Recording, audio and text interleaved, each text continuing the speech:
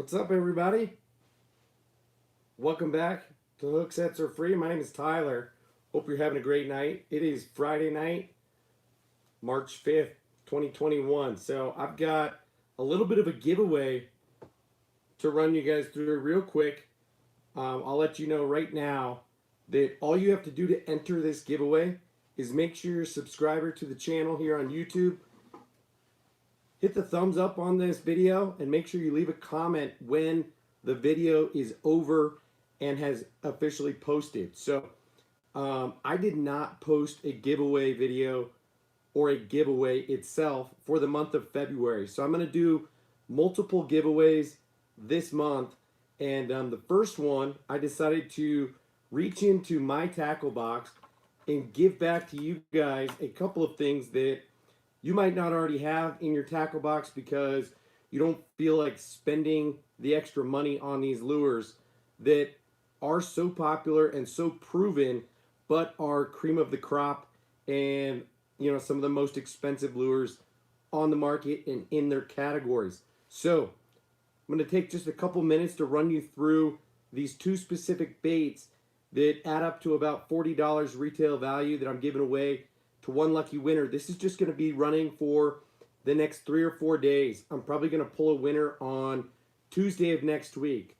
Now that said, my wife is due to go into labor any day now. So forgive me if I don't announce a winner until, say, the middle of next week. But I might pull a winner as early as Monday. So I'm posting here on YouTube first. I'll be posting on Instagram tomorrow and just give you guys a couple days to enter to win these two awesome lures. So Russ Dennis in the house. What's up, dude?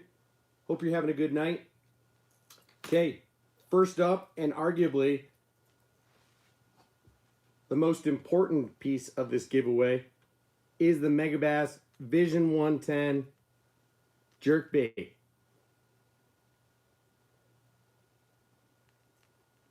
Let me see if I can show you this up close and prove to you that it is a legitimate Vision 110. It says Ito Vision 110, half ounce on the top of it. This color here is called Sexy French Pearl. So as you can tell, it's got like a purplish green hue to the top. It's got this iridescent blue side with a yellow line running right down the middle. Then it fades to an iridescent blue bordering on orange on the belly. And tough to tell in this light, but I will post some pictures on Instagram tomorrow. I will probably change the thumbnail to this video, but this is lure number one. This is out of the package, obviously, but has not been thrown by me. I have a couple in this color. This is the original Vision 110. So this guy's going to dive right in that ballpark of 4 to 6 feet. Is, I don't want to say a shallow running jerkbait. It's definitely not a floater. This is a suspending model. It comes with 3 Megabass Katsuage out-barb treble hooks. I believe these are a size 5. And then second item in the giveaway is a Z-Man Evergreen Jackhammer Chatterbait. This in the green pumpkin color. So this is one of my favorites to throw all year long. And given that we're coming up to springtime, green pumpkin is a great bluegill imitator. Kind of a do-everything color. Great for all water clarities and conditions.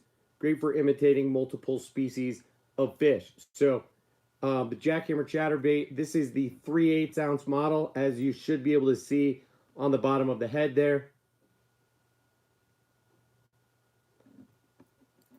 And you can tell this has not been thrown because it still has the little plastic hook protector on the hook itself. So again, this thing retails for about $16, and the Megabass Jerkbait retails for about 25 bucks.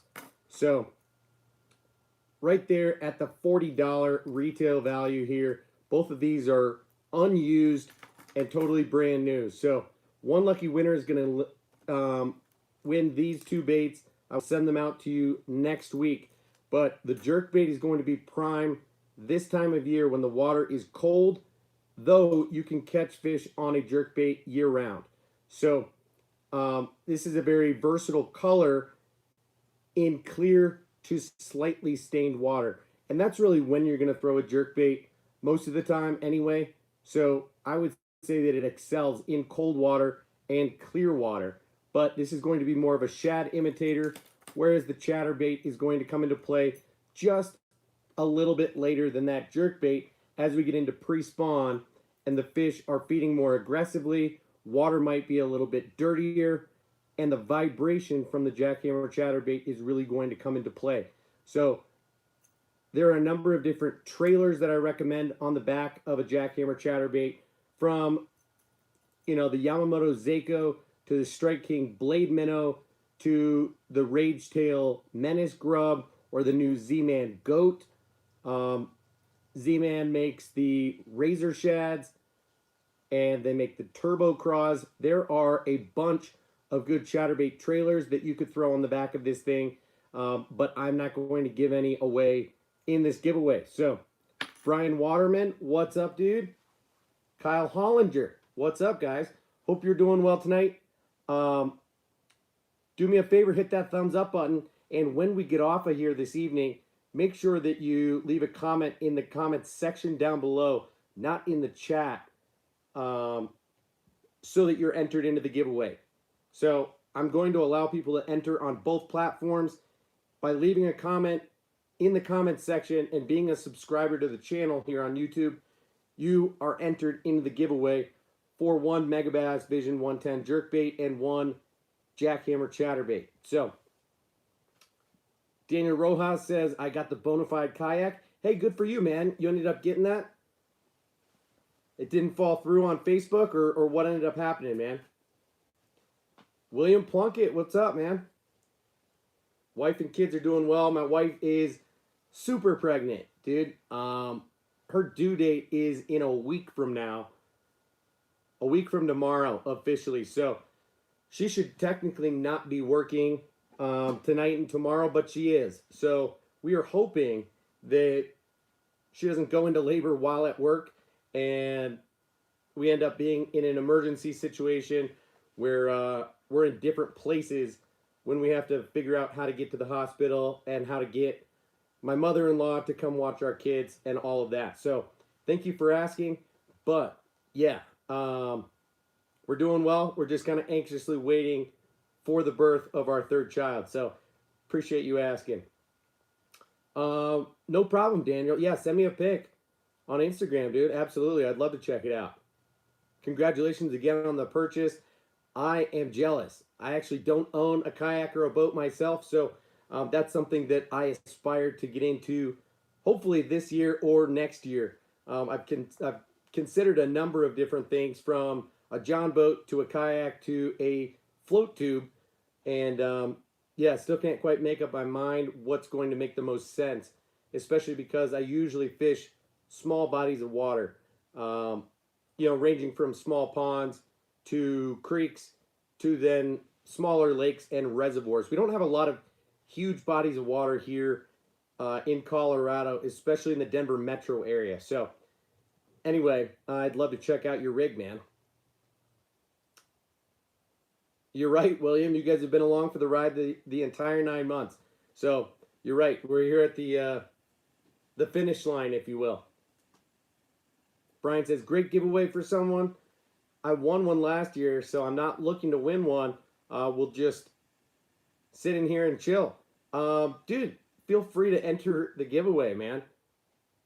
You don't need to feel guilty winning two giveaways from me, honestly.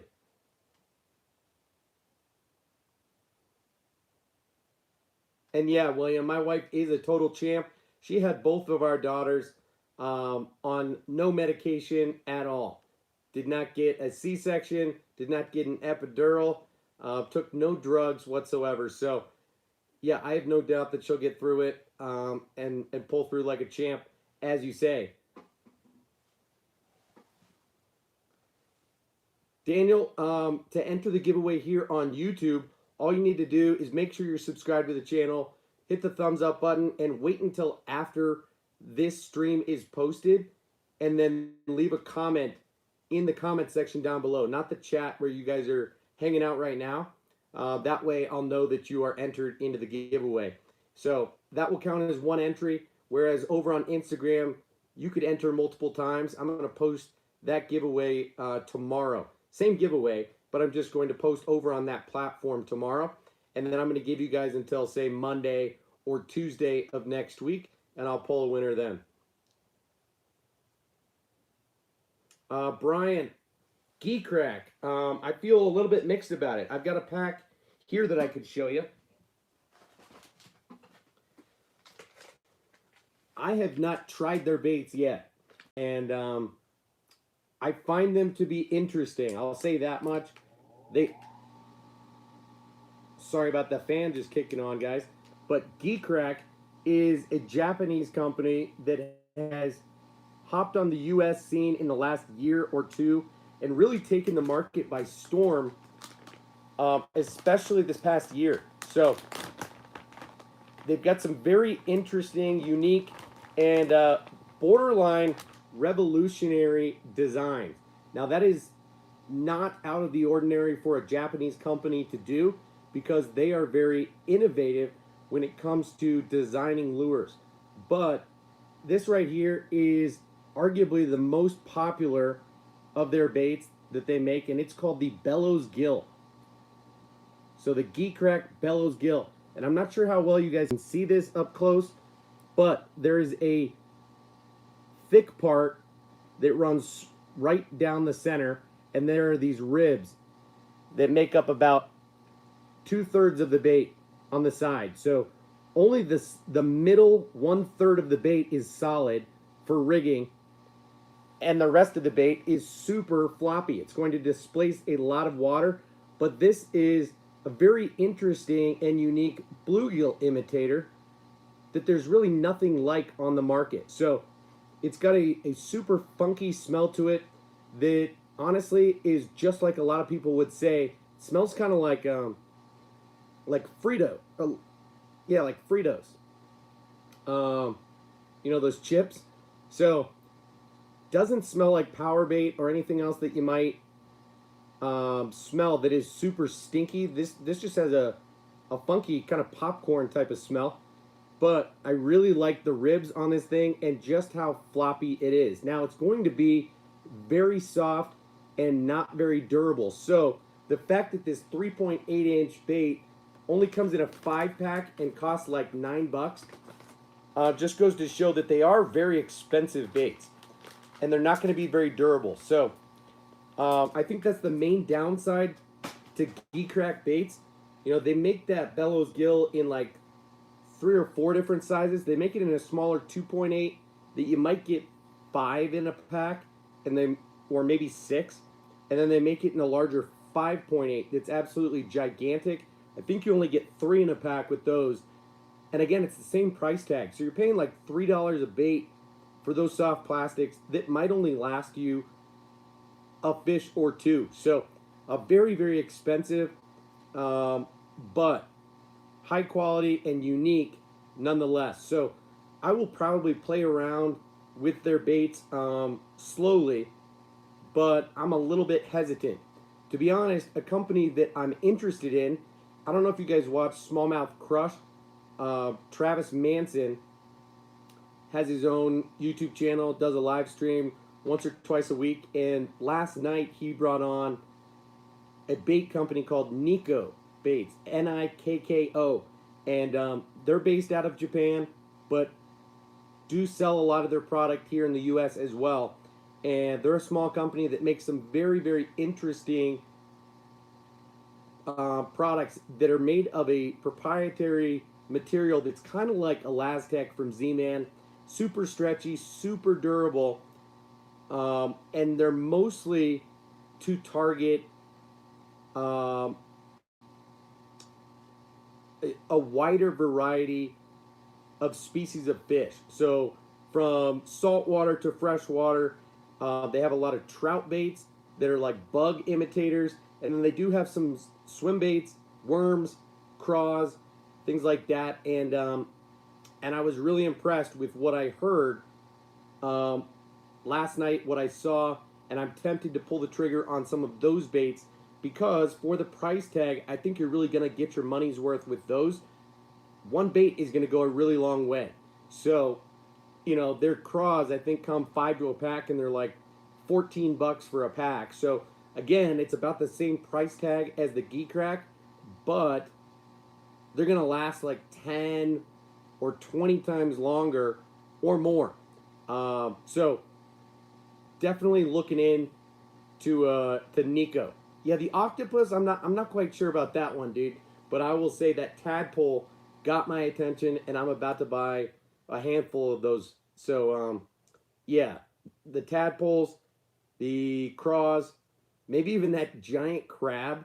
You know, he was saying that a lot of people in Japan buy those as toys for their kids. I might just do that for my daughters as like a bathtub toy, and maybe even try to throw it once or twice.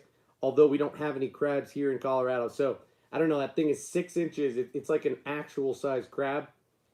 But I will say the Hellgrammite and the tadpole, I think, are what are probably the game-changing baits that they have on the market. Their craw looks a ton like right in between the TRD craws and the Pro craws from Z-Man. And so to pay 3 times more is hard to justify, but I think I'm going to try a pack. So anyway, Geek Crack is on my radar, but not necessarily one that I'm going to go all in on. I'm not trying to spend $100 or $200 on baits that I might not even fall in love with. But again, Travis on Smallmouth Crush, when he had Brian the Carpenter on like a month or two ago, they started talking about the Geek Crack Bellows Gill, and that's what caused me to purchase this one pack and take a look at it up close and really start thinking about how I'm going to employ it and see what success I can have on it. So I know that they have a bunch of other baits too, but the Bellows Gill is where I want to start. I'm going to throw it on a Tokyo rig. I'm going to throw it on a weightless Texas rig, on a free rig, on a drop shot, and probably a Carolina rig as a place to start. So anyway, sorry I'm not caught up on these comments. Let me see what you guys have been chatting about. Kelly O'Neill, what's up? How are you doing tonight? Brian says he's going to be building an aluminum flat bottom boat. Right on, dude. Good for you. William's trying to get Riley to hop on. No problem if she's asleep, man. I know it's late, so I don't plan to be on here very long. I just wanted to show you guys the giveaway. Hang out for a little bit. If you guys want to chat, you have stuff that you want to ask about or comment about, and I can give you my opinions, then let's do that for a little bit. Daniel says, that's like the 10,000 fish Yoda worm. Dude, it kind of is. I was really surprised to see that. That's a very good observation that you made, because here's the Yoda worm on the back of a chatterbait, on a thunder cricket. So one thing that you'll notice right away is that the Yoda worm does not bend over nearly like that Bellows Gill does. So this is a much stiffer plastic, the Yoda worm. I originally thought the Yoda worm was actually made out of the same material as like the Tsukoshi bug. I thought it was like an elastic style stretchy material, and it's not. I was a little bit disappointed about that for whatever reason. I'm not sure why, but I think the Yoda worm is going to be a great bait as well for similar applications, but also as a chatterbait trailer. And so, yeah, that's a good point that you make. Although, you know, at about the same length, the Yoda worm is probably half the width, and it's much thicker in the body. The ribs aren't nearly as substantial, so the way that it's going to move in the water is going to be totally different. But from a profile standpoint, it does seem pretty similar. So you're right about that, man. Daniel says, I tied up my spring baits on my rods. Good for you, man. Spinnerbait, crawfish colored lipless, and a jig. That's a good place to start for sure, man. I'll be honest, I'm a little bit more of a chatterbait fisherman than a spinnerbait fisherman, but can't go wrong with a lipless, a jig, and a spinnerbait. All great search baits, quite frankly. You can slow down with the jig once you've found some fish, but use the spinnerbait to cover kind of the middle of the water column, the lipless to cover the entire water column, yo-yo it and rip it off the bottom, and then once you find some fish, pitch that jig in there and try and clean up a little bit. So not a bad strategy, especially if you're fishing from a kayak and you've only got 3 rods set up. So good for you, man. Russ says, I've been in the market for an Old Town Sportsman PDL 106 for some time now. Nobody's going to ship it to me. That's too bad, man. That would be a great kayak to get into, but I hear you. I would imagine that the shipping cost is pretty substantial on a rig like that.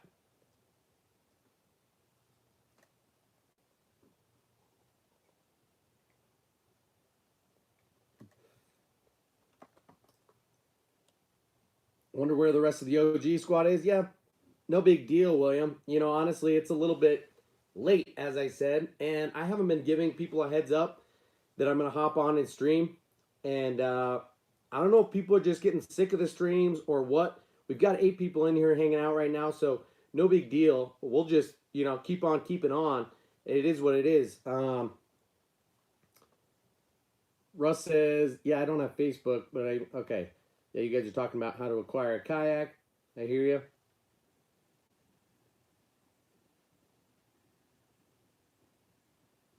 Russ says, how's the Yoda Worm on a drop shot? I have not tried that yet, to be honest with you, but I would think it's pretty good. This bait does not seem to have a very high salt content, so my guess is that it's going to be neutrally buoyant, though it could float. I'm not sure, but I imagine that it's going to perform pretty well on a wide variety of techniques. You know, like I mentioned, it's got a little bit more bulk to it. So most of the drop shot baits that I throw tend to be more slender. But I did mention that I plan to throw the bellows gill on a drop shot. So I think the Yoda Worm will perhaps even outperform the bellows gill on a drop shot. Just because of that lower amount of salt that it's got in it. My guess is that you won't have to work the bait quite as aggressively as you would with the bellows gill. So yeah, I think you'll have to be a little bit more creative in how you rig the bellows gill and be careful to rig it right the first time.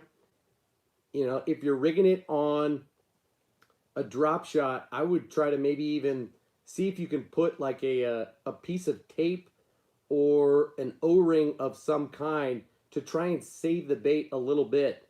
Because otherwise, I think the nose is going to tear up pretty dang quick, man. Justin, time to shave. Yeah, man, it's getting there. But to be honest with you, I've just gotten some beard oil and balm and stuff from some friends. So I'm trying to grow out the beard and see how it fills in and what it looks like a little bit longer, to be honest with you. So it was time to shave like a month or more ago. This is the longest I've ever had my beard grow. And I've never been able to grow a fantastic beard. So I apologize if it looks kind of bummy, but I'm giving it a try, man. So if you would have seen it this morning, it looked pretty dang good when I had the when I got out of the shower, put the oil in it, put the balm in it. It's kind of like gel.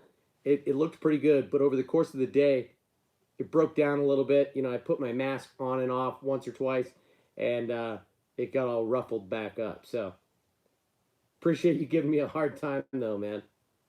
William, I've never been bow fishing before.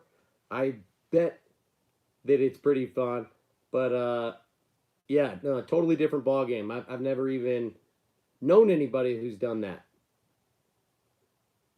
Brian says, I was thinking about notching the rib out of the gi crack to have a hook slot. Notching the rib out of it.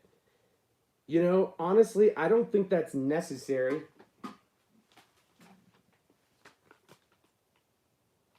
Because you can tuck the point of the hook right into these ribs along the top. Now, keep in mind, you're going to rig the thing horizontally, not vertically, right? So you're going to rig it like this, not like this. So when Texas rigging, the hook is going to be under the wide flat side and not flush with these ribs. So the bait is to be rigged like this, not like this. Does that make sense? So I would not mess with the way that the bait is designed. I would just rig it so that when you bring the EWG hook out the other side, instead of it laying on top of these ribs, you'll be able to tuck it into these ribs very easily, keep it weedless, and then it will puncture very easily. I would imagine the hookup ratio on these baits is fantastic, but like I said, at the cost of some durability. So, Riley Belden, what's up? How are you doing? I hope I didn't wake you up. Although I guess it was William, not me. How are you doing tonight, Riley?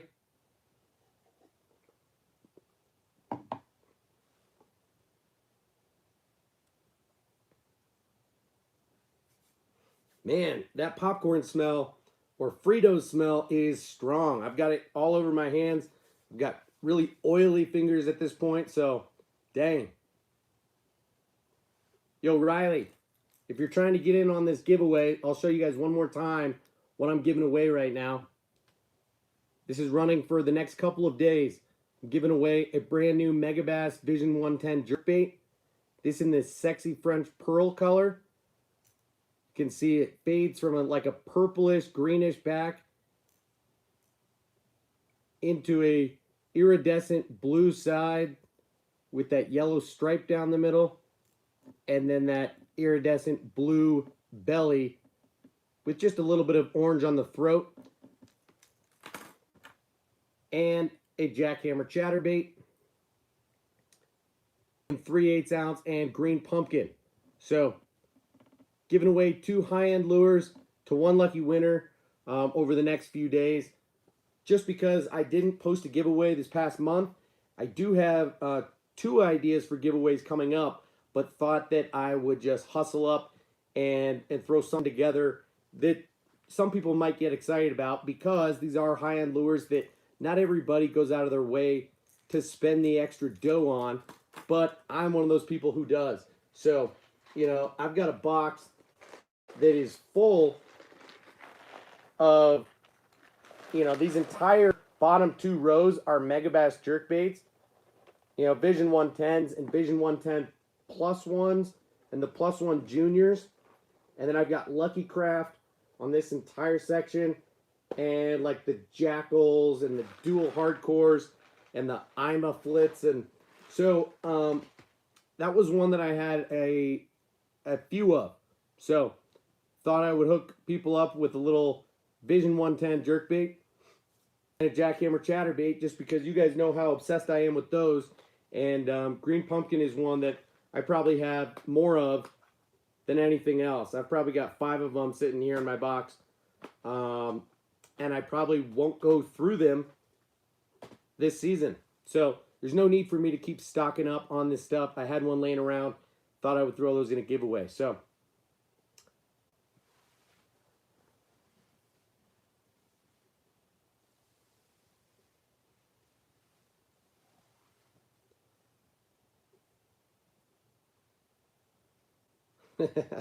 no problem, Justin. Yeah. Well, first of all, you haven't been on the streams in a while, but yeah, I haven't shaved my beard in probably 2+ months. So yeah, I've been growing it out for a little while now. But you know, when my wife made me cut my hair a couple months ago, I decided at that point, you know, I can't grow my hair out, so maybe I'll try growing my beard out. See how it goes. You know, while I can afford to do so work-wise, nobody's making me cut my hair or my beard. I'll give it a shot, see how it goes. I'll admit, it's not the best looking, but it's okay. You know, I'm a little bit more capable than I've ever been, so it's growing in. Yeah, William, Frito-Lay Baits is right, man. That is a extra stinky, not in a nasty way, just a very pungent smell to those geek crack baits. Riley, family's doing well. My wife's about to give birth any day now, for real. Um, she is just about busting at the seams, though she still looks tiny. If you saw her from behind and she didn't have a jacket on or anything, you probably wouldn't know she was pregnant. And then she turns sideways and you'd be like, oh! So, yeah, she's probably got a 6-pounder sitting right in her belly right now, waiting to come out. Her due date is in a week from tomorrow. So, she's now about a week and a half later than she's been with either of our daughters who were born about 3 weeks early. So, William says, hey, Tyler, I know this is a weird request, but you should come out with some merch. Not a weird request, but I just haven't really had that request from anybody else just yet. And I figure when I do that, I want to have some pretty cool stuff. I want the clothes, the hats, the stickers, all of it to be well designed and high quality. And I want it to be something that people can rep, to where it's not just like they're blatantly wearing my stuff. You know, I want it to be something that people can feel proud to wear, that's more about fishing than it is about me and my channel. I don't want it to feel like I'm raising money or just trying to make money off of people who, you know, like me, subscribe to me, or what have you. So I feel mixed about the merch thing, but, you know, it's inevitable at some point. It's just, you know, I've got like 14,000 or so followers on Instagram, and just the 2,500 of you guys here on YouTube. So I just don't feel like it's quite time to do that. One, because of the effort and the cost it is up front to get that work done. And two, just because I don't know how well it will do, how interested people are on the whole. So thank you for the request, William. I will certainly keep you posted as and when there are any developments on that front. And I'll make sure you're one of the first people to know and to have a chance if you're interested in getting some merch, man. Brian says, that's the way I fish, but was trying to save it from getting ripped up.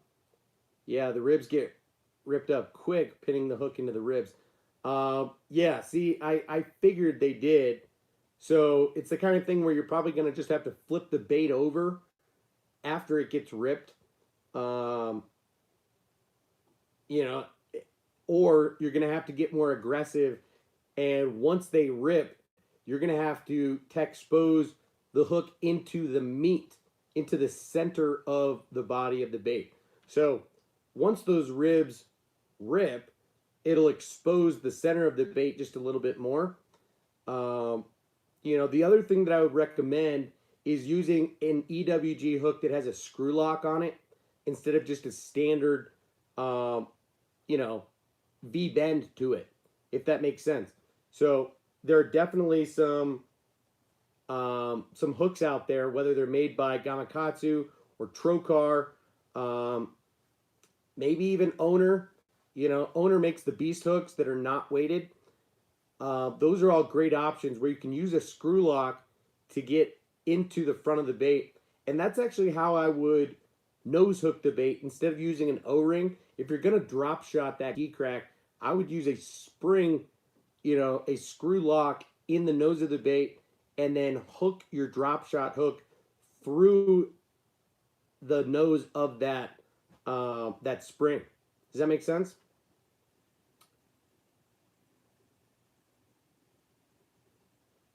Justin says, I know I had my YouTube on the wrong account, so I never got the notifications. Typical human error. Yeah, dude. Make sure you hit that notification bell so that you don't miss a future notification. You know, some of you, I try to give a little bit of a heads up, and I know I need to do a better job of actually posting, I don't even know what it's called, but on my homepage, just posting like a little text saying that I'm going to go live this evening, but I don't always know that I'm going to go live before I do. And as you guys know, I'm pretty much always live streaming when my wife is at work and my kids are asleep, and they don't usually go to bed until about 8 o'clock, and then oftentimes have issues in falling asleep. I try to catch up with my wife while she's at work, and then I've always got a reminder to take my meds, so I'm not having additional seizures, and that's every night at 9 o'clock my time. So I usually don't hop on until right after that, right at about 9 p.m. Mountain Standard Time, 11 p.m. Eastern. So I know it's late. Maybe that'll change sometime in the future, and I'll be able to stream at more regular times of the day or early evening, on more of a predictable schedule. But for now, the best thing for you guys to do is to make sure you have that bell turned on and that you click all notifications, so that whenever I go live or post a standard video, whether it's an unboxing or a different type of video, that you guys have an opportunity to see it as soon as possible, and don't have to, a week or two later hop on my channel to see what's new, and go back and watch stuff later. So, well, I appreciate you saying that, Justin. You're not tired of the streams? Cool, man. William says, yeah, but I would appreciate you keeping me posted. I could drop some designs and send them to you if you'd like. Sure, man. I'd love to see what you have in mind.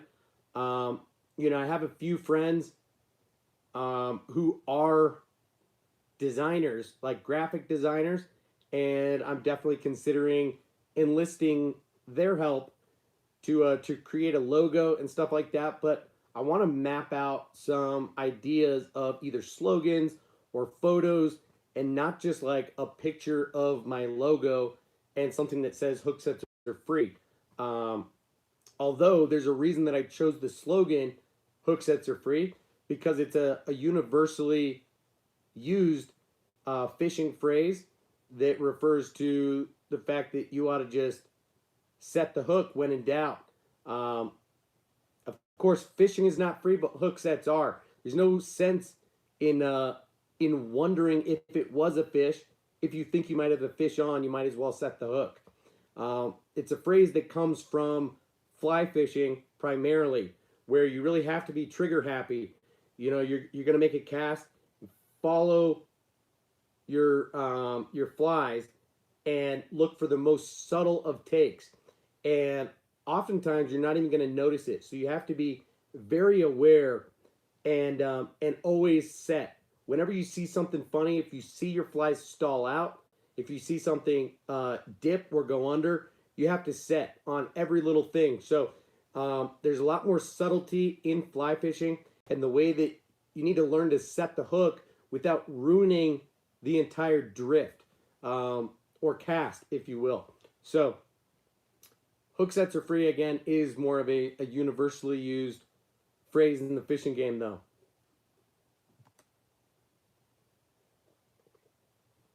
Brian says, what's the difference between a free rig and a Texas rig?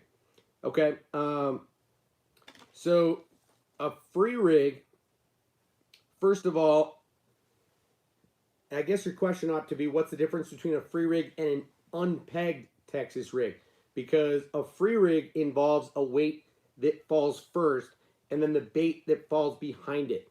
So an unpegged Texas rig is somewhat similar to a free rig, but the way that it falls is different. Okay, so an unpegged Texas rig is going to pendulum back to you, whereas a free rig is going to fall more like a drop shot. It's going to drop straight down, and the bait is just going to free fall, almost like a weightless type of rig behind the bait. So it's going to get pulled down with the weight, and then once the weight hits the bottom, that bait is just going to slow fall down to the bottom. You can rip it up, and then the bait's going to come behind it. So an unpegged Texas rig is going to have a different action that pendulums back and does not fall straight down. So that's the main difference right there, Brian. Hope that makes sense to you. Riley says, what do you mean by sticks? Russ, like drums? Oh, okay, you guys are just chit-chatting. Ryan says, William says, I'll get to working on those designs whenever I get some time, and I'll send them to Riley, see what she thinks. I've already got some ideas in mind. Right on. William, thank you very much, man. Yeah, I'd love to work together on that type of stuff. Now, I will be honest with you about how I feel about it, right? If it's something that I'm not super into or don't want to put on merch, then I'll just tell you. But I super appreciate you even offering to get involved and use some of your artistic abilities to, you know, throw out some ideas. That's super cool. I appreciate it. So, keep any comments, questions, whatever you've got for me, throw them at me. Let's keep the chat going for a little bit longer, and then I'll probably hop off here in the next 20 minutes or so. There's 11 people in here right now, 13 thumbs up. Really appreciate you guys and hanging out with me late on this Friday night. So, all right, good, William. I appreciate you being tough, and I appreciate you not liking suckers. Yeah, I will be honest with you for sure. Russ says, pitching in the heavy stuff, you really should peg your Texas weights. Peg your weights and use a flipping hook and a snell knot. Yeah, dude, for sure. I don't disagree with that. You know, I think it's personal preference when it comes to the knot and the hook, but I think there's a lot of good reason for snelling a flipping hook for sure. You know, there's a lot of good logic there in terms of the way that it flips the hook up and is more likely to pin them in the roof of the mouth. But I've seen some debates on that. I think Brandon Palaniuk actually made a couple of videos about that and has made a point to mention that he has not seen much of a difference when using a snell knot versus a Palomar knot, and not seen much of a difference between using a flipping hook and an EWG. But yes, I do the same. When I'm flipping, pitching, punching in heavier cover, same deal. I will peg or double peg a heavier weight, and I will also use a heavier flipping hook, and I usually use a snell knot as well, but sometimes I won't. You also do it for a fluke. Take it easy. You do what, man? Don't tell me you peg and use a flipping hook and a snell knot on a fluke. What are you talking about, dude? Do you not fish your flukes weightless most of the time? I fish a fluke weightless like 95% of the time. And usually on like a super line EWG hook. Okay, snell knot. Interesting. You know, I haven't heard that quite as much. But I can see the logic. Riley says, Tyler, I got some cool news. We got a new sponsor, Z-Man. So if you need a certain bait, hit me up. I can help you out. Right on, Riley. That's super cool. As you guys know, I absolutely love Z-Man. I've got like 90% of their baits. And yeah, I will definitely keep that in mind, though. So I appreciate you mentioning that, Riley. I may or may not have some interest at some point. We can talk offline about what your deal is with them, what you have access to, how easily you can get stuff.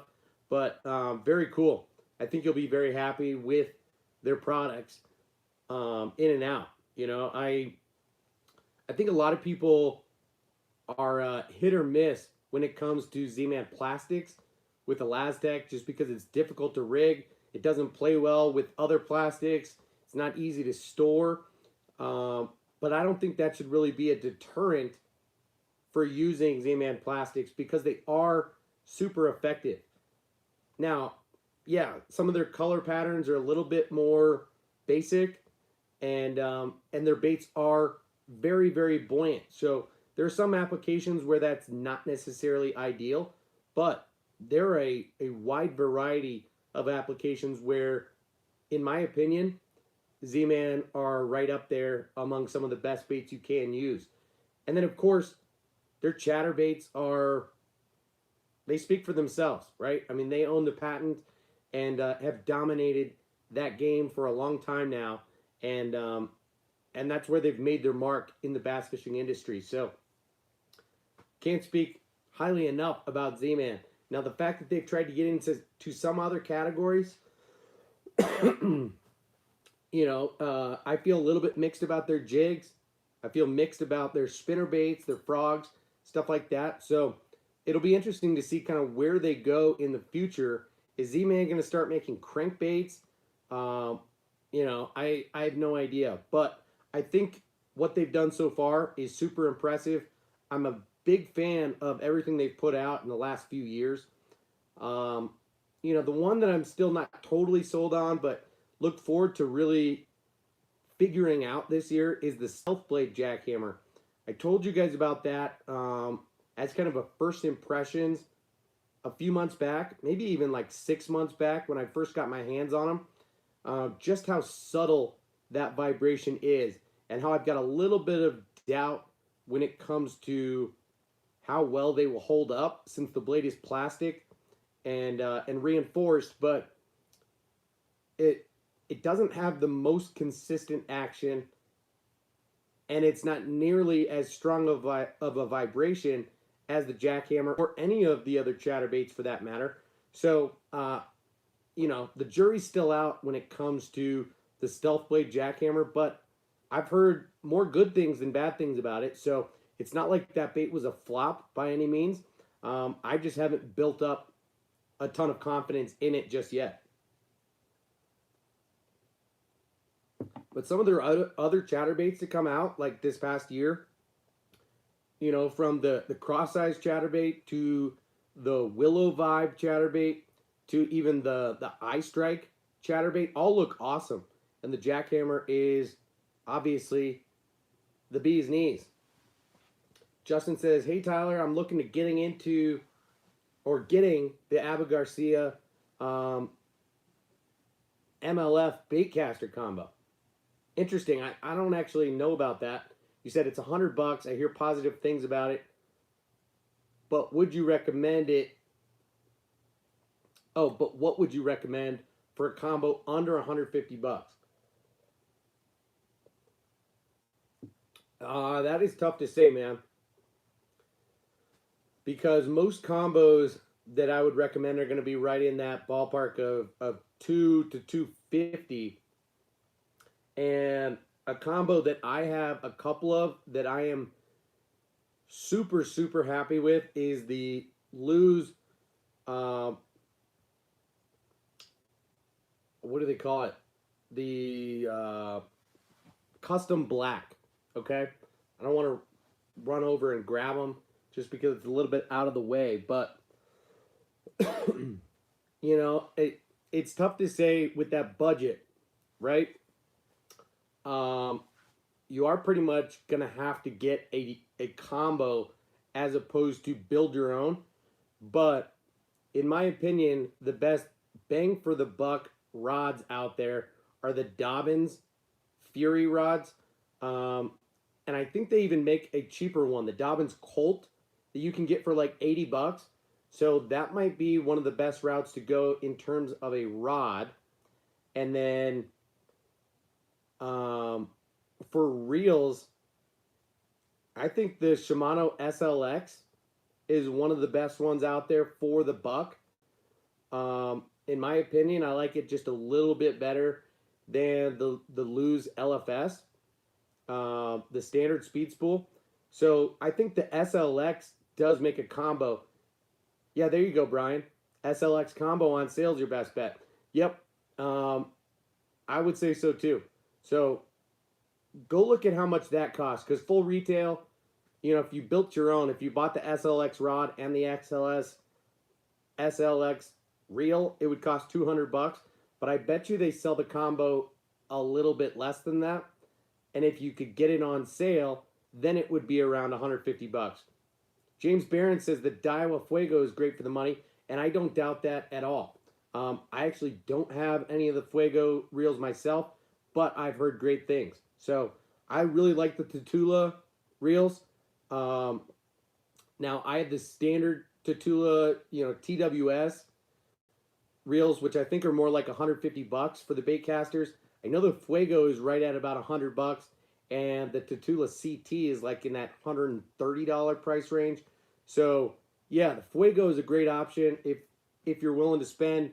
If you would bump up your budget to closer to 200 bucks, I think the Daiwa Fuego is right there, maybe even a little bit better than the SLX from Shimano.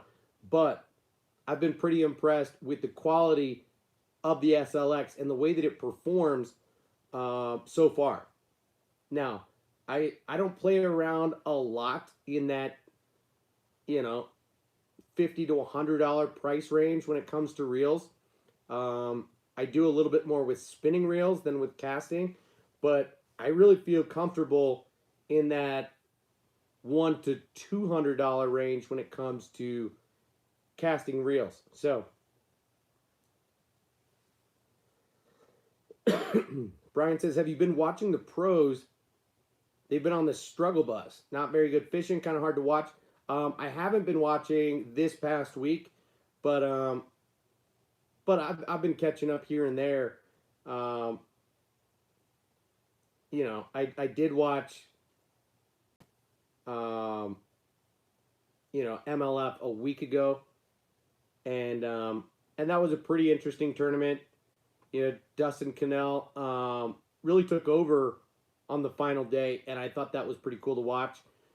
Disappointing that Brian Thrift and Ott Defoe really didn't really play a role on the final day after they were pretty consistent all week and really were dialed in. The fishing this time of year, though, as you're finding out if you're watching and following professional fishing, is that it's just funky. It can change from day to day, and given that we are really in multiple stages of spring, depending on what part of the country you're in. And depending on the weather, that can really change a lot that's going on in any given body of water. So, down in Florida, you've got spawn and post-spawn for the most part, but then everywhere else, it's really pre-spawn, bordering on spawn if you're down south, and it can be funky around that time of year. So, of course, here up in Colorado, we're still frozen. I would say another few weeks, and we'll have open water, and then it's a much longer season for us, where we've got pre-spawn for really all of April and part of May, and we don't get into the spawn until like May and June. So it's a totally different time frame. But yeah, fishing this time of year is funky for sure, man. You're right about that. James says basically the same as the Tatula, except without the T-wing. Yep, I hear you. And I've heard that the Fuego is a great reel. So I believe you on that one. And I'm not a diehard T-wing guy. I think it's a nice feature, but I don't think it's the be all end all by any means. So again, I've got one Tatula 200 and one standard Tatula. I've got just two Daiwa Tatula reels, and I think that's about it. I can't keep track of my reels at this point. I've got 5 or 6 of the Blues reels. Again, a couple of the custom blacks, 2 of the new Kbd reels. Those seem pretty good for the money, and I really like the influence that Kbd has had on Blues. So,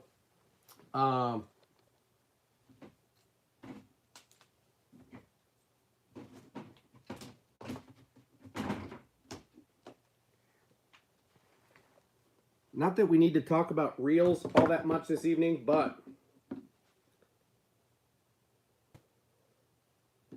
here's the Kbd Blues Reel. I'm not a huge fan of the red color on it, but I like the EVA knobs. Some people don't like that as much, but the main thing that I do like about this thing is that Kbd got Luz to go out of their comfort zone and start making their reels in multiple gear ratios. So if you guys fish Luz, you would know that the vast majority of their casting reels are made in a 7-speed, and this Kbd reel is made in a 6, 7, and 8. So I've got it in a 6 and an 8, and I really like that. The other thing that I like is just the way that it feels when you engage the reel. It feels a lot more substantial when you actually engage the reel than most Luz do. So if you use like an LFS and you click down and make your cast and you engage the reel, it's almost a little bit loose. So that's one thing that I don't love about the lower end Luz reels, but that's just kind of me nitpicking. The custom black is cool. It's got the wind grips on the handles. It's got a larger handle, and it's got, you know, a little bit of those fancier features on the side where, you know, you can see what type of line you're using and stuff like that. But it's got a little bit heavier drag, better components on the inside as well. For the last couple of years, the Quantum Smoke PT series of reels is one that I've been very, very happy with. This is what Kbd was using before he went to Luz. So this is more like $180 price tag versus the new Luz Kbd being like $140. But essentially all the same features as what you get on the Luz Kbd. From the large handle to the EVA foam grips to, you know, the line measurements, the clicking drag star, and a lot of drag power with a low profile reel. And it does have a relatively deep spool relative to the size of the reel, which I am a big fan of. But it casts remarkably well and is very, very easy to adjust. So, you know, both the Luz Custom Black and the Quantum Smoke kind of fall into that same price range as the Daiwa Tatula, right in that $150 to $200 price tag, whereas the Shimano SLX is that same low profile. It's got the Shimano rubber grips on it. It does feel a little bit more plasticky. You know, the frame itself feels a little bit lower quality, but in my opinion, that is usually not that big of a deal. So far, so good. I like it. And for the price tag for $100, I think it's worth it. But Justin says Tackle Direct has the SLX combo for $129. Dude. If I were you, I'd just go ahead and get that, okay? If you're looking at a combo to get at about $150 and you can find that one for $129, I'd pull the trigger, okay? Because quite honestly, I think this reel is worth $100 as it is. And I've held those SLX rods in my hand. I haven't used them. I've only used their predecessor, the Shimano X-Age, which I might have in the room here, but they're the old $100 rod made by Shimano, and they're really well made, really lightweight, but the guides are not reinforced very well. So I fished the hell out of that rod for a season, maybe 2 seasons, and then it really started to fall apart. And the top guide chipped a little bit, and then all of the guides started cracking, and I didn't want to rebuild the rod So I just stopped using it. So it's possible that you might find some of the same issues with the SLX rod, but to be honest, if you can buy the combo for 130 bucks, I would do that. James says, I'm not crazy about the T-ring system myself because I run the line over my index finger on worms and jigs to get a feel for them. I hear that. Line builds on one side of the spool if you do that. Yeah. And I totally get that.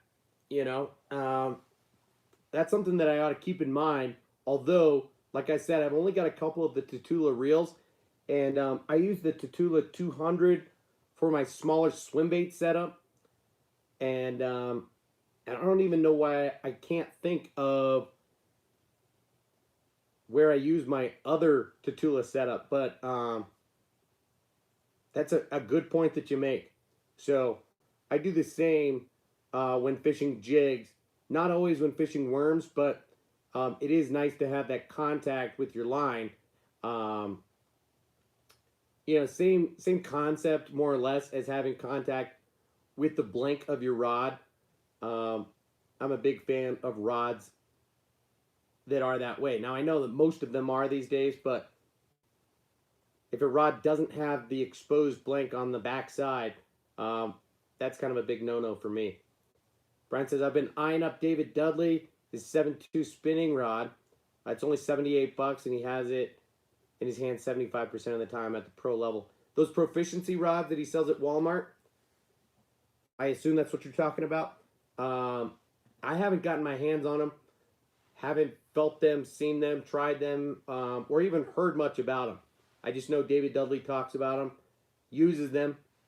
So, you know, if he's trusting them, then there's got to be a little bit of credibility to that for sure. But who knows how many he's breaking or going through or anything like that. So I couldn't tell you, to be honest with you. But at 78 bucks, you know, that's a pretty dang good price and worth a look. Matt Thomas, how much money are you into your tackle collection? Yeah, I'd prefer not to even think about that, let alone reveal that information to you guys. But arguably too much, you know? We could call it an obsession, a passion, a hobby, all of the above. So money is not really something that I'm keeping track of, except for what my budget is on a month-to-month basis. So, yep, you gotta be aware of what you're spending, what you're acquiring, and not necessarily overdo it for what your standards are.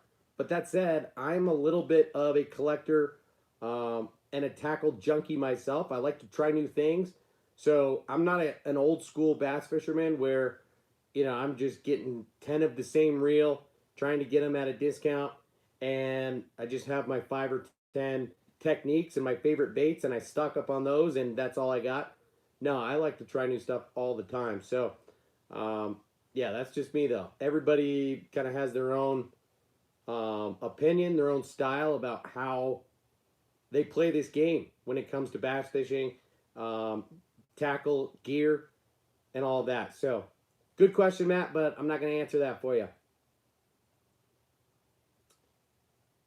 Bassless Chap, Ron Holly in the building. What's up, dude? Hope you're doing well. William says, I sent you some quick ideas. Let me know what you think once you get off the stream. Dude, that is some quick stuff. Interesting. I'll check it out for sure. Yeah, James. Good logic for sure. Where feel isn't all that critical. I'm with you there. Matt Thomas, you got quite a bit. Glad I'm not alone. Yeah, dude, I don't think many of us are alone when it comes to collecting fishing tackle, or wanting to just be in the know, try different things. Now it's possible that James Barron over there doesn't own as much, or might be a little bit more knowledgeable and like an expert in a few specific areas if I'm not mistaken, James says that he has caught like a bunch of 10 plus pound bass. Um, so when I hear that kind of thing, I have to assume a little bit, and I could be totally wrong, that you know what you're doing and are a little bit set in your ways, and you know what works, and you trust that. So again, I totally respect that. There's a good chance that down the road I will be wired a little bit more like that, but there's also a good chance that I won't change the way that I am in wanting to try the latest and greatest, and always experiment and just continue the journey of learning and teaching and all that comes with that. So James says, I've been at it for over 50 years and I've guided. Yeah, dude, that's what I thought. So can you shed some light? Are you a little bit more set in your ways when it comes to techniques, number of baits, and how you go about shopping for gear, and how much you still acquire after being in the game for 50 years? Matt says, well, my girlfriend just doesn't understand. She's like, when do you have enough? Maybe it's an obsession. Yeah, of course, my wife feels the same exact way, dude. I would show you what the table under the camera looks like and what the table to my side looks like, but I'm a little too embarrassed to admit what is on the table, what is on the floor here in this room. It's a mess. It might look organized behind me, alongside me, you know, all the boxes that I've got, the tubs that I've got, like, you know, there's a lot going on, and I've got stuff in all of these drawers, tackle boxes galore, but there are plenty of people who have a worse problem than me, and yeah. Anyway, 417 Fishing, what's up? Been pretty good. How about you?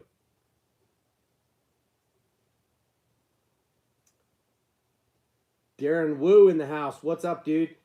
BPS Spring Classic sale starting on the 11th. Oh gosh, just what we need. Another sale coming up, dude. To be honest with you, I'm probably just going to keep to my standard monthly budget. I'm trying to even cut down a little bit on what I buy between now and like the 4th of July, just because there's not a whole lot on my wish list.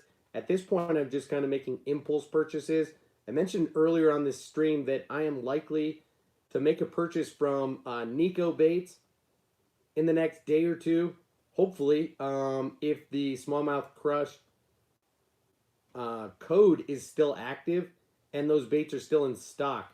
I don't know how many of you guys watch him, but that live stream last night got me pretty interested and excited about trying a couple of those baits, specifically the Helgramite and the Tadpole. So, yeah, there's a good chance that I will make that impulse purchase, but otherwise, I probably won't stock up much on the BPS spring sale. You know, usually that's a pretty standard annual sale where there's like a handful of things that I'm pretty excited about. In the past, I've stocked up on certain crankbaits or even jigs, things like that, that are just a killer good deal. Like the Strike King Red Eye Shad a year or two ago was on sale for $3, and I don't know, I bought probably 15 of them. So stuff like that occasionally happens, but I don't really have any intention on making a purchase for that sale, but we'll see. Do you have any, do you know what's going to be on sale, Darren? Do you plan to buy much from that sale? James says, I like to target bigger bass with bigger baits. I hear you, man. Not a spinning reel guy. Texas with big bass and heavy timber on Ray Roberts. Okay, dude. Yep, I remember you talking about swim baits. I don't know when, but maybe we had a little bit of a banter or some conversation about Huddleston and larger swim baits at one point. So that makes sense to me. Good for you, though, man. Patrick says, this is my thinking. I can spend $100 and use a fishing rod for years, or spend $100 at brunch and be hungry 2 hours later. Oh, absolutely, Patrick. That's great logic right there, and I am with you 1,000%. All the stuff that I've acquired, I'll admit, I look through, I go through, I reorganize all the time. So, just the other day, I had these small body, medium diving crankbaits in a different box. And for no apparent reason, I decided to consolidate them into this smaller box and move some of the other ones into a different box. So, for example, these are Wiggle Warts, the smaller rock crawlers, the Strike King 3XD, the Strike King Series 3, and the Bandit 200s. So all pretty similar baits that are going to dive right in that, 5 to 10 foot range, more or less, 6 to 12, call it, and that weigh about 3/8 of an ounce. Some of these weigh just a 1/4 ounce, like the Series 3, and maybe the smaller rock crawler 50s. But I decided to consolidate those because, I've got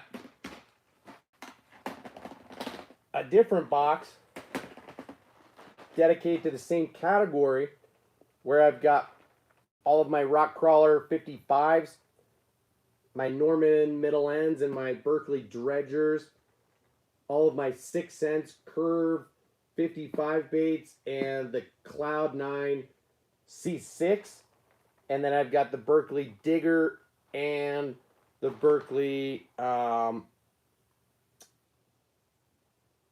don't even know what they call it, the Wild Thing. So my medium diving crankbaits got too much to all fit in one box. I already had overflow anyway, decided to reconsolidate, and yeah, it's an ongoing hobby that we've all got. It's fun, to go through what we've got, try different things. Of course, I can't bring everything with me every time I go on the water, so that is more of a hassle than anything. Matt Thomas says 6 cents Axis or 13 Jabberjaw. Good question, and I've gone over this a few times before. I've got both baits. I like both baits, but they're very different. Let me read. James says the Axis is more erratic and louder. From pool vids I've seen, never used either. Jacob Wheeler's been using the Jabberjaw. Yeah. So the Axis has a rattle in it, does not have metal cheeks. So totally different sound and vibration that it makes as it's coming through the water. So more traditional rattle sound. The free swinging bill does not make a noise, but rather makes the bait move differently. And it actually swims. And it probably goes, 6 to 12 inches left and right of center. It has a very wide swim, very erratic action to it, okay? The Jabberjaw, on the other hand, is a much tighter swim, so it's probably only tracking 3 inches side to side. But it has like a chattering sound. So it's got the metal cheeks in it. It does not have a rattle at all. I've got a box of like 10 of the Jabberjaws, and I've only got like 4 of the Axis baits, but I'll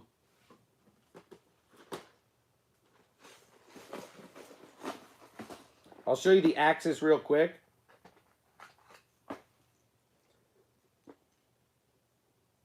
So if you listen to the Axis, it's got a rattle in it, and that free swinging bill sounds like it makes a little bit of a noise, but it's way more subtle, okay? The Jabberjaw clicks. And now the profile is different too. The Axis is quite a bit bigger, and I believe it weighs more. The Jabberjaw is more compact, and it's fatter. but it swims more like a traditional square bill crankbait, and it clicks. So it's more of like a true cross between a crankbait and a chatterbait. And the axis is, it falls into the same category as like just these other baits that 6 Cents makes that are different, right? The Movement 80X crankbait, these baits are just different. Dude, there's nothing like them. Um, they swim very wide and very erratic, and that triggers fish who are obviously more aggressive. So I think it's important to have both baits, try both baits, but you're not necessarily going to use them in the same applications. So that's just my little take on them, but we can talk more about that at another time. William, no problem, man. Got to get to work early in the morning. Appreciate you hanging out. Appreciate you praying for the family, and that the wife pulls out like a champ. Have a good night. Sleep well. See you on the next one, man. Matt says, I have the Jabberjaws, but my waters are frozen. Haven't been able to get a hold of the Axis. It's driving me crazy. Yeah, man, the Axis has been extremely difficult to get a hold of. I think 6 Cents just has that issue getting a lot of their baits back in stock, okay? They've got a cult-like following, and whenever they release new colors, release new baits, or get a restock, their pro staff, the people that they work with, do a remarkable job at spreading the word, making purchases of their own, unboxing that stuff, and the stuff sells out like crazy fast. So it's just one of those things that's unfortunate about 6 Cents, and you really have to keep your eye on it. So I've managed to buy the Axis on 2 or 3 different occasions over the past year, and yeah, they don't come around very often. I'll say that. James, I agree with you. Jacob Wheeler is at the top of his game. I think Brian Thrift, and I think Jordan Lee, a couple other pros are just really tough. Are at the top of their game on a very, very regular basis. Of course, there are guys like Ott Defoe and Edwin Evers and David Dudley, KBD, a lot of those guys who are going to be consistent and are going to compete a lot of the time. And they're going to be more of those Angler of the Year type of guys. Will probably win a tournament every year or two. Really, really good fishermen. But you're absolutely right that there's just something different about guys like Jacob Wheeler. The way that he thinks, the way that he approaches tournament fishing, how he practices, how he pays attention to what's going on the water, is on a different level.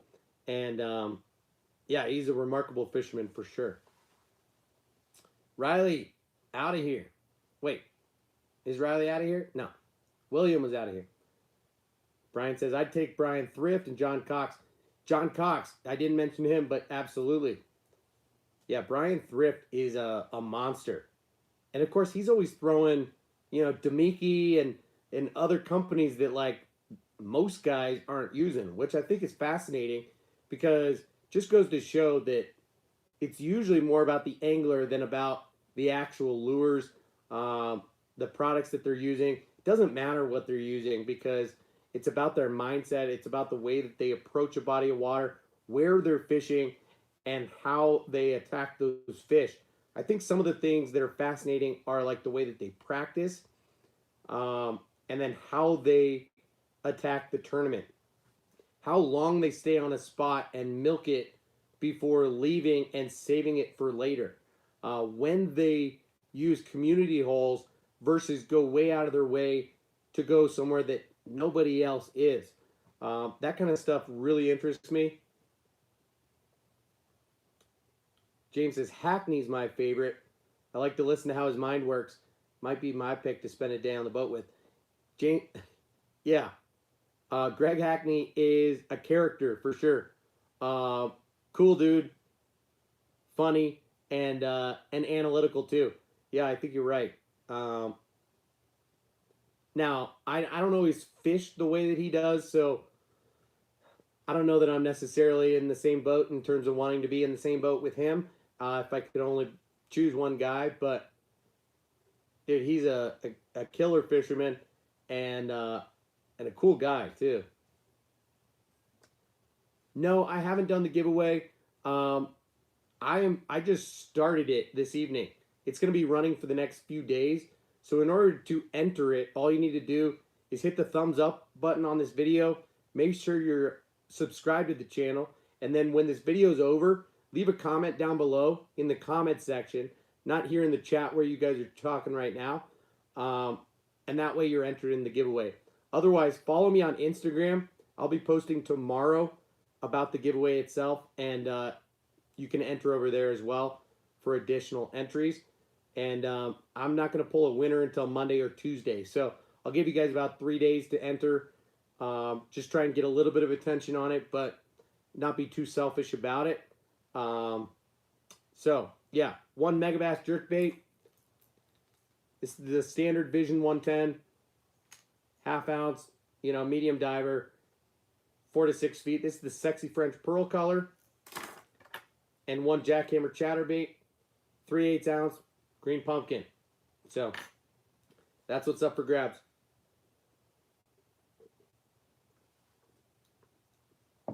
Yeah, James, Thrift is a run and gun guy.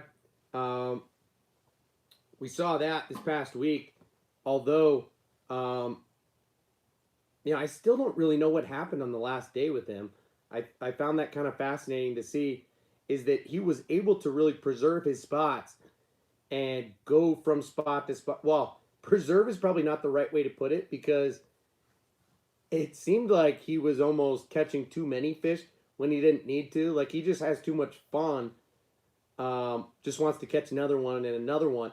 But he did have enough spots to go from one to the other that it didn't seem like he was running out.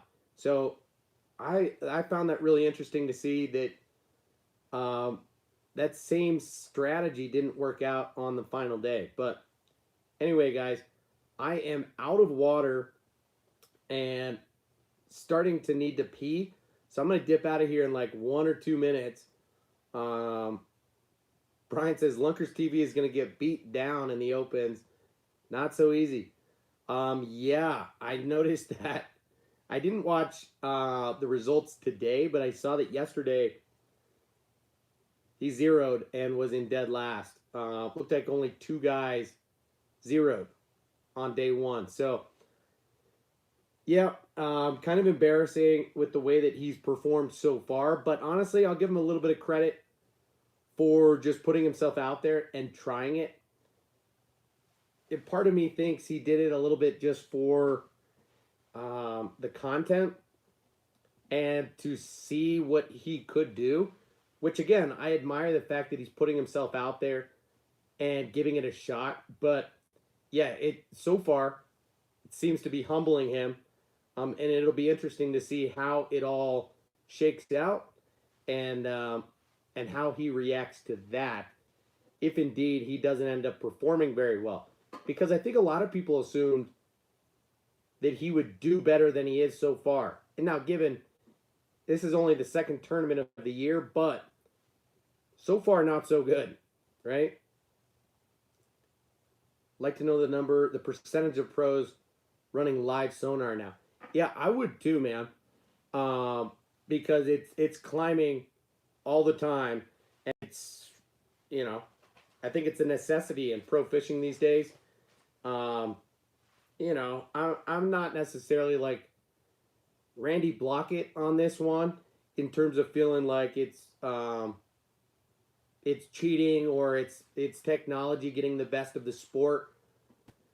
But it is crazy how much you need it in order to really compete and be among the best of the best these days. There are some pros that are as good as they are because of that technology, and without it, they wouldn't compete to the level that they are at all. So, yeah, kind of fascinating how that's working out. But guys, I'm gonna dip out of here because that sensation to pee is coming on strong. So appreciate you guys hanging out. Don't forget to enter the giveaway. Just wait a couple minutes. Or if for whatever reason it's taking a little bit longer, wait till tomorrow morning. Hop back on. Leave a thumbs up. Leave a comment.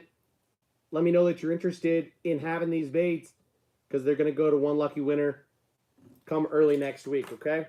Thank you guys so much for hanging out tonight. Thank you for your support, for subscribing to the channel, and I'll see you again in the next one. Have a good weekend.